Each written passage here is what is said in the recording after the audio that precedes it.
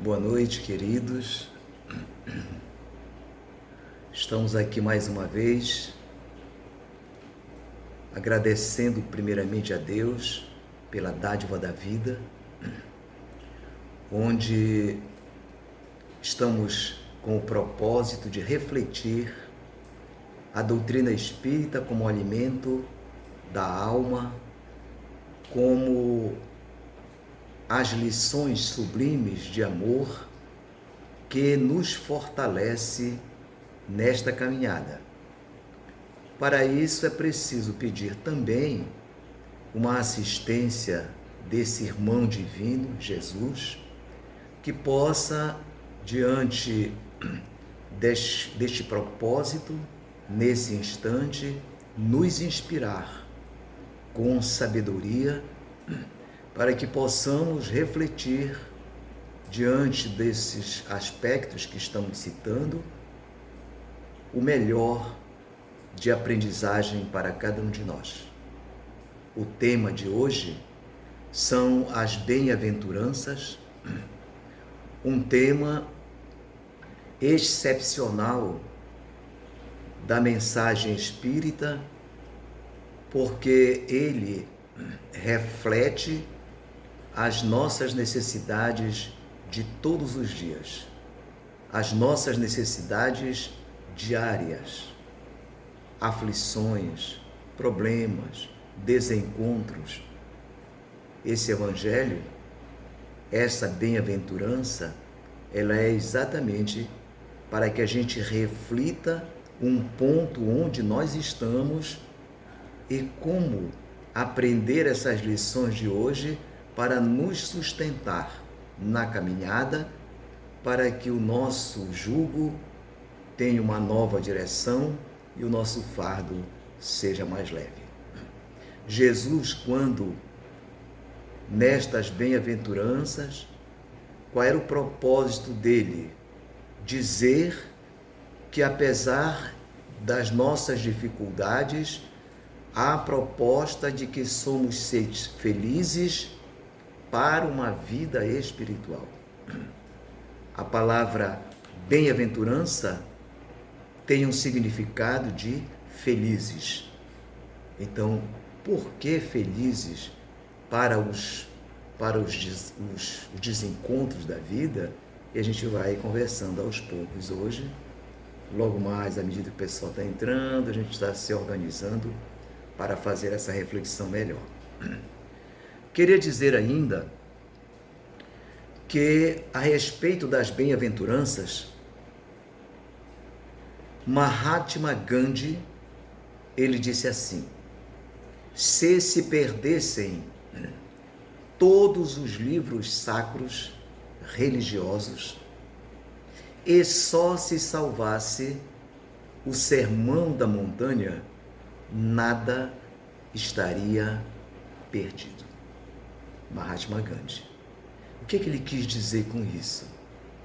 Que as lições que estão nestas bem-aventuranças, elas nos esclarecem pelo momento que nós estamos passando na vida material e os reflexos que terão na nossa vida espiritual.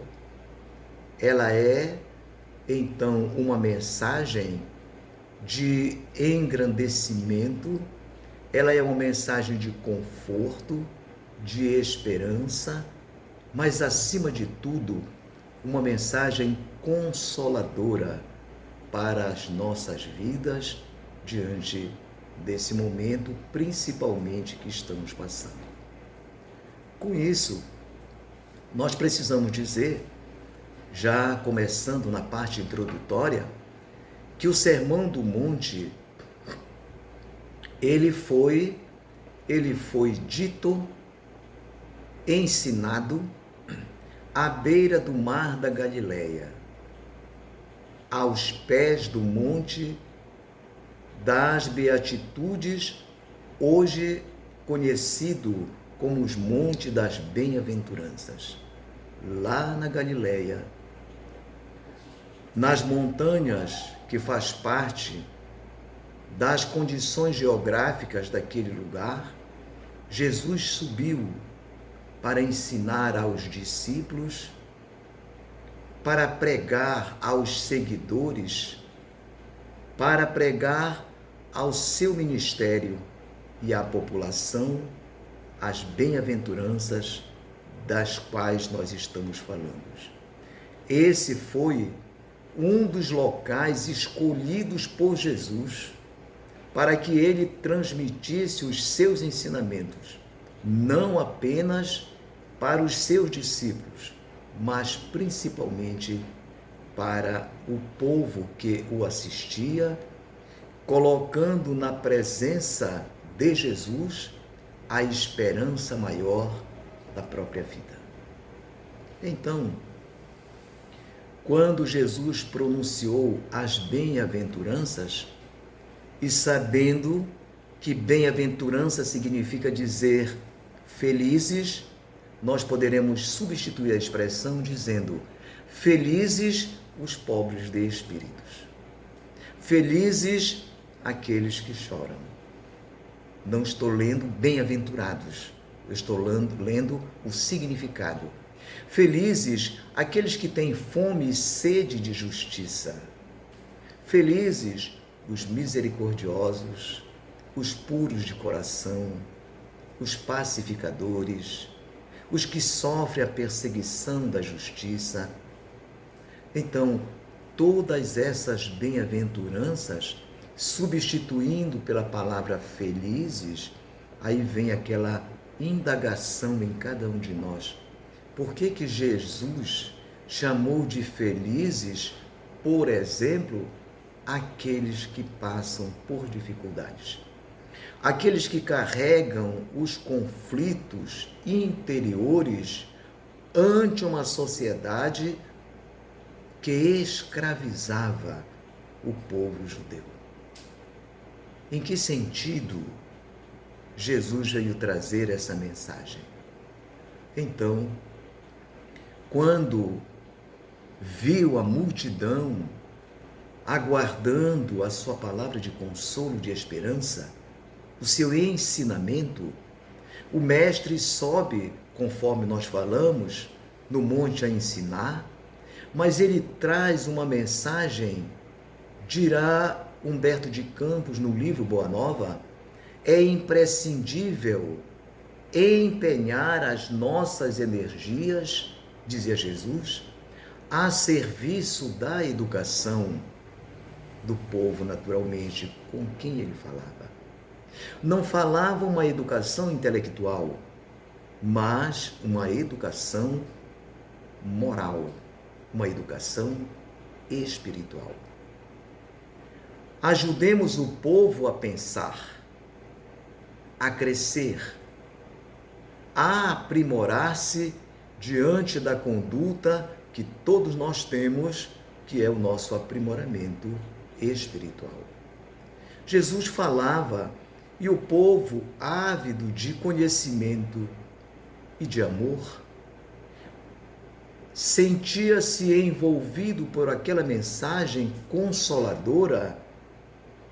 Que lábios são estes de Jesus que traz mensagens tão divinas e consoladoras? Não era apenas uma palavra para a multidão, mas era um falar com o coração, mostrando a mais pura verdade pela condição moral que trazia Jesus diante daquele momento e daquelas lições. E na questão, nas reflexões de Humberto de Campos, ele vem trazer que a próprio Sermão do Monte constitui um conjunto de normas e princípios de cunho ético e moral. O que Jesus buscava em cada um que ali estava, escutando, esperançoso, desalentado com a própria vida, mostrava que a nossa vida material está conectada com a vida espiritual. Que a vida material é uma oportunidade bendita, de nós nos redimirmos diante dos nossos comprometimentos do passado. E se nós estamos reconstruindo, e se nós estamos pagando os débitos que contraímos, naturalmente nós iremos passar por dificuldades. Essas dificuldades, elas têm como princípio ético, moral. Então, quando a gente fala de princípio ético, ensinando aquele povo os valores morais, espirituais, familiares, sociais, para que eles entendessem que este é um mecanismo da lei divina, trazendo para a nossa humanidade essa transformação que a gente precisa fazer diante da vida. A exemplo de Levi, que é um discípulo que mais tarde mudaria de nome, seria Mateus. Então, Levi queria ajudar Jesus na construção desse novo reino. Mas quando 3 pessoas se aproximaram dele, se oferecendo para trabalhar no reino, ele imediatamente excluiu as 3 pessoas humildes, pobres, porque um não tinha dinheiro, o outro não tinha um problema físico e um terceiro tinha sido, inclusive, rejeitado pela própria família. E ele cita os 3, aponta os defeitos e imediatamente exclui deste reino de Deus que eles queriam fazer parte. Quando Jesus chega da pregação para onde ele estava, Levi vem contar aquilo como grandeza. Dispensei 3 irmãos nossos porque não tinham condições financeiras de nos ajudar. E Jesus, com a serenidade no olhar, ouviu toda a mensagem que ele falou e ele complementou dizendo: Levi, o reino de Deus, a boa nova, a boa notícia, não é para aqueles que se sentem felizes com a vida material, mas aqueles que estão desalentados diante do problema da própria vida. O reino de Deus, o sermão do monte, como quem diz, exatamente para os nossos irmãos, os filhos do Calvário.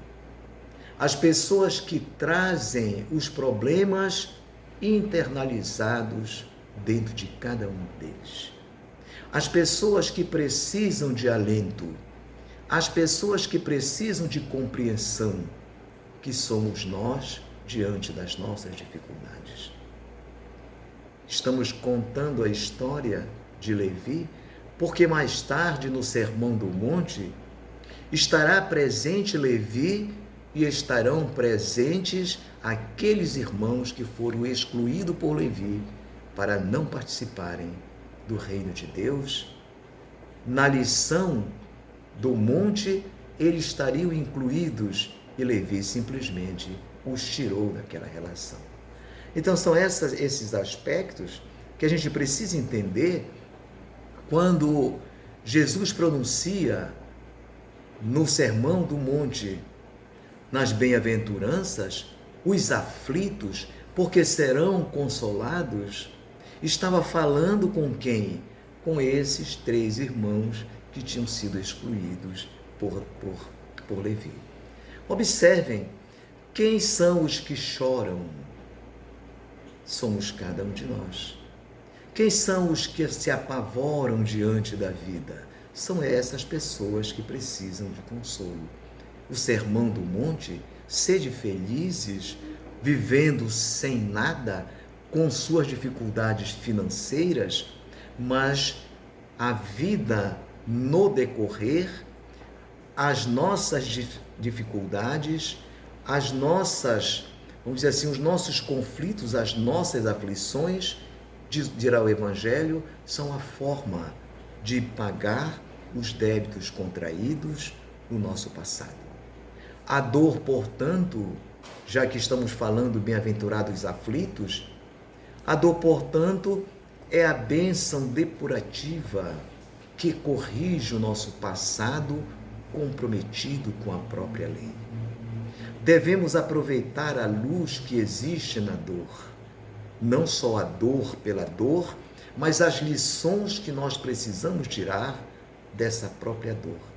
Porque é neste momento que nós provamos a nossa fé, a nossa perseverança, a submissão, a subserviência à vontade desse Pai misericordioso.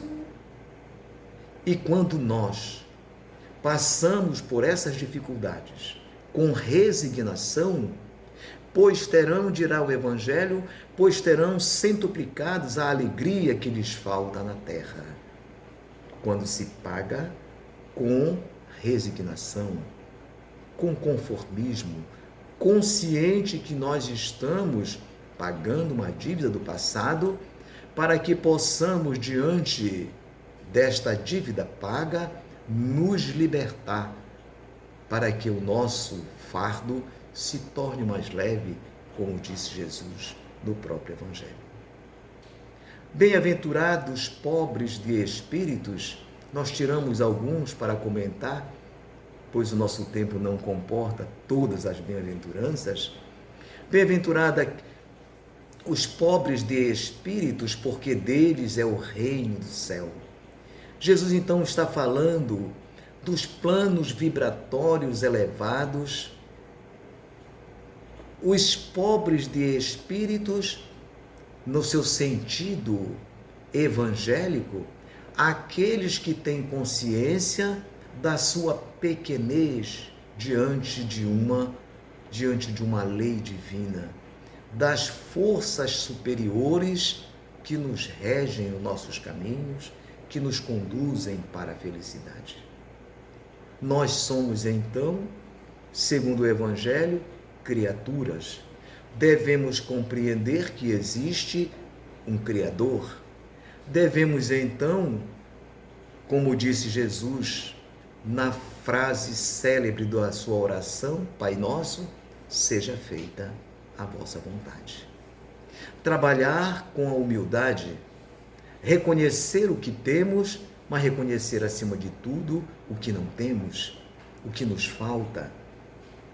Desprendimento dessa forma dos bens terrenos para que a gente possa trabalhar cultivando, conquistando os tesouros da alma, as virtudes necessárias para que nos traga uma alegria definitiva, uma luz a iluminar os nossos caminhos na imortalidade da vida.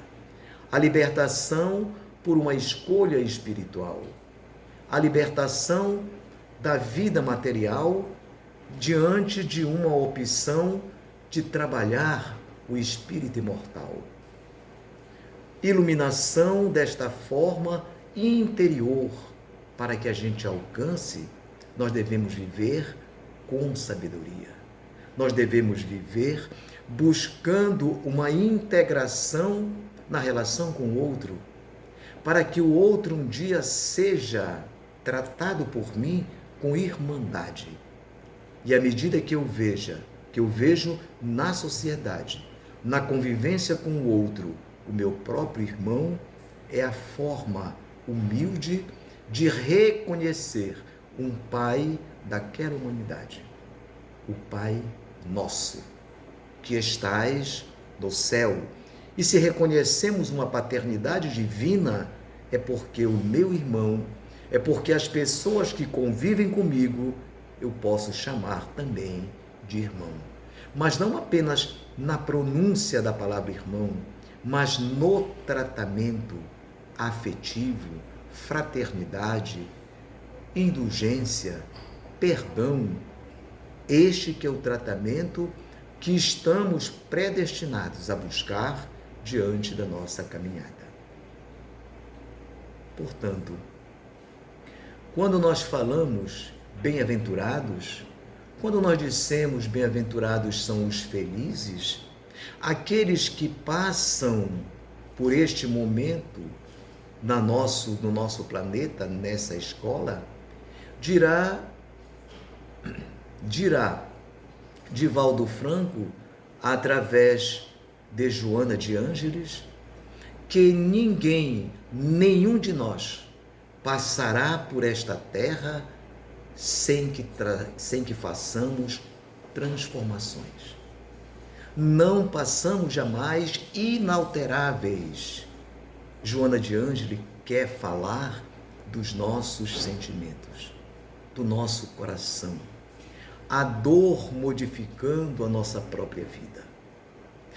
Veja a nossa humanidade hoje, em qualquer ponto do planeta. A palavra é esperança. A palavra é lar, é buscar cada um na sua fraternidade. Os jornais mostrando que não apenas estamos doando as nossas caridades, mas também estamos nos doando para que todos, num conjunto, possam vencer um vírus que foi capaz de modificar toda uma estrutura planetária que é a nossa. Então veja como nós somos pequeninos, como nós somos insignificantes diante desse poder, diante do Pai misericordioso, dessas forças que estão nos movendo com certeza para lugares melhores. Assim já aconteceu em outros tempos, passou, neste também vai passar. Ser misericordioso, portanto, é entender a pedagogia divina que se chama amor. Energia que abastece a alma, move o mundo, o universo e os seres. O ser humano que conquistou a si mesmo torna-se manso de coração. Vejam a proposta de Jesus na medida que nós vamos fazendo as nossas transformações. Disse Jesus: dou-vos a minha paz. Por isso, aquele que conquistou a paz interior é chamado Filho de Deus, nas bem-aventuranças, na felicidade que ele propõe para nós. Pai nosso, eu disse há pouco, disse Jesus, estará reconhecendo a paternidade de Deus, bem como a humanidade inteira, como família divina, que nós, nesse momento mais difícil, onde se divide duas humanidades, uma que vai retornando à vida espiritual e uma que fica, que precisa ser consolada pelas nossas dores do momento que passamos. Diante as duas humanidades, diante desse processo de renovação da vida, só nos resta erguer o nosso pensamento e dizer a Deus: Pai misericordioso, que nunca nos abandonastes. Mais uma vez, estaremos contando com a Tua presença, com o Teu amor, com o Teu carinho, mas acima de tudo, com as Tuas energias que possam aquecer as nossas almas. Que um dia voltaremos à nossa vida normal, continuando na busca da felicidade tão sonhada de cada um de nós. Boa noite, queridos. Um beijo no coração de cada um de vocês e que Jesus nos ampare.